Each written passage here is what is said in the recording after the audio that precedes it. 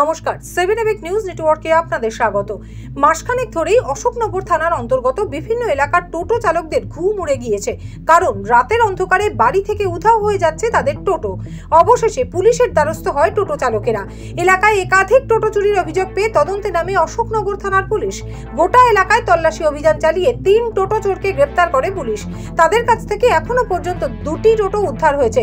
ধৃতদের নাম শাহজাহান মণ্ডল, বাড়ি গুমা ছোট বামুনিয়া এলাকায়, রাহুল দে বাড়ি অশোকনগর মানিকতলা এলাকায় এবং সৌরভ মণ্ডল বাড়ি স্বরূপনগর থানা এলাকায়।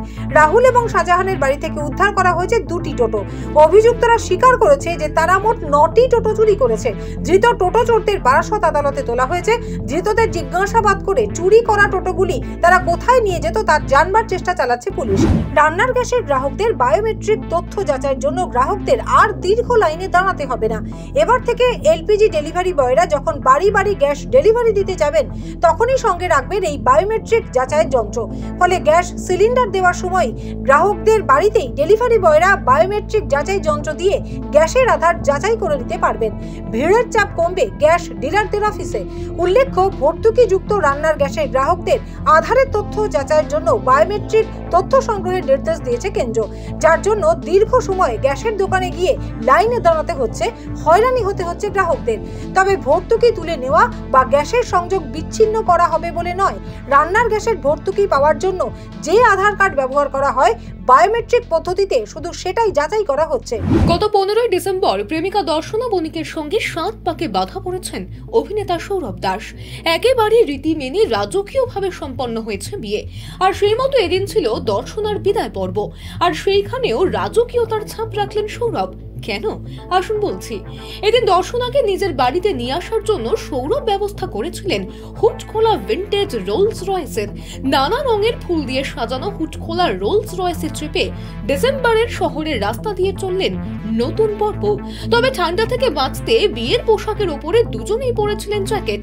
ক্লান্ত দর্শনা শ্বশুর বাড়ি চললেন সৌরভের কাঁধে মাথা রেখে। তিলোত্তমা সাক্ষী থাকলো সৌরভ দর্শনার প্রেমের রূপকথার।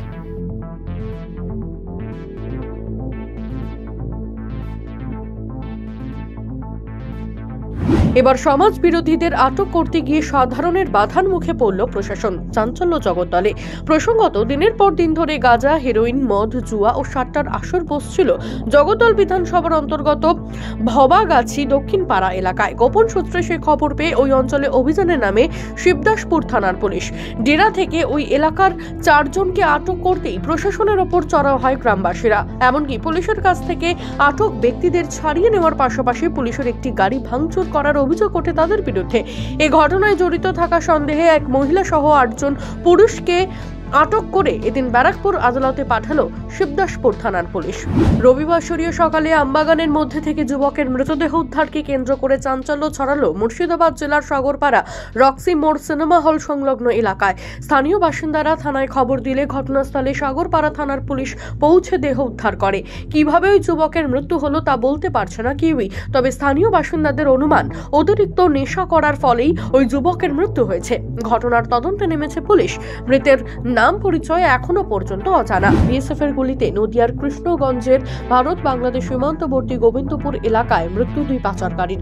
সূত্রের খবর, গতকাল রাত 12টা নাগাদ বাংলাদেশ থেকে 2 পাচারকারী তার কেটে ভারতে প্রবেশ করার চেষ্টা করলে বিএসএফ তা রোখার চেষ্টা করে। পাচারকারীরা তাতে কর্ণপাত না করায় অবশেষে গুলি চালাতে বাধ্য হন বিএসএফরা।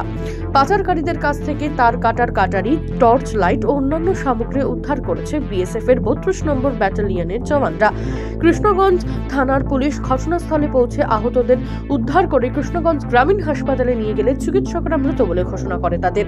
এখনো পর্যন্ত কোনো নাম পরিচয় পাওয়া যায়নি। ফের ডাকাতির ঘটনাকে কেন্দ্র করে চাঞ্চল্য ছড়ালো পূর্ব মেদিনীপুর জেলার এগরা থানার জোর থানা গ্রাম পঞ্চায়েতের কাটাবনি মৌজার তালপুকুর এলাকায়। অভিযোগ, 15-20 জনের সশস্ত্র দুষ্কৃতীরা মুখে কাপড় বেঁধে গৃহস্থের বাড়ির মেন গেট দুটো ভেঙে বাড়ির মধ্যে ঢুকে আলমারি থেকে নগদ প্রায় 8.5 লক্ষ টাকা এবং বেশ কয়েক ভরি সোনা ও রূপোর গহনা নিয়ে চম্পট দিয়েছে। পাশাপাশি তাদের বাড়ির লোকেদের মারধর করা হয়েছে বলে অভিযোগ। পুলিশকে বিষয়টি জানানো হয়েছে। রবিবার বেলার দিকে এগরা থানার তদন্তকারী আধিকারিকেরা ঘটনাস্থলে পৌঁছে গোটা ঘটনার তদন্ত শুরু করেছে।